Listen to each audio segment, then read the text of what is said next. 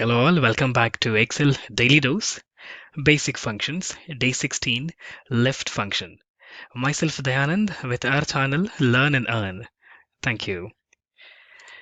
On today, Day 16, we have function, a left function. For the next few videos, we'll be speaking on text-related functions.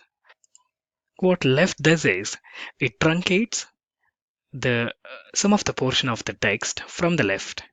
For example, say I have a text in any cell.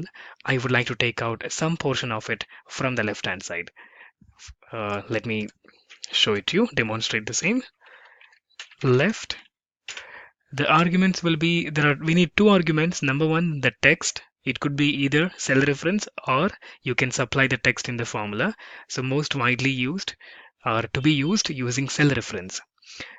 So I'm using cell reference, which is E2, and the second parameter, second argument what we supply is number of characters we need to truncate. Now say I would need 4 characters from the left.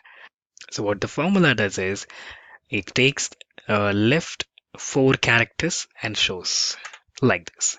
So 1, 2, 3, 4. So we can change this to take any number of characters. Yes, based on your requirement. Where do I apply this? Say, for example, you have certain account number or some unique number that you don't want to take the entire bit of it, or only you need the left side of it. You can do that. Say, for example, what I use this left for, we get some request IDs when we create cases in where I work, and that will always have a -01 at the end. I don't need the -01.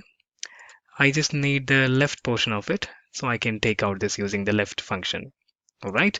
Remember, whenever you use the left function, the number of characters should be constant. So I cannot be using number of characters, which is variable.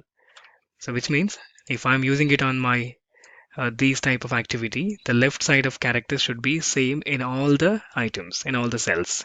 Right? Hope you get some basic idea on this. Let us meet on the next video. And until then, take care. Bye bye and happy learning. Thank you. And please don't forget to subscribe.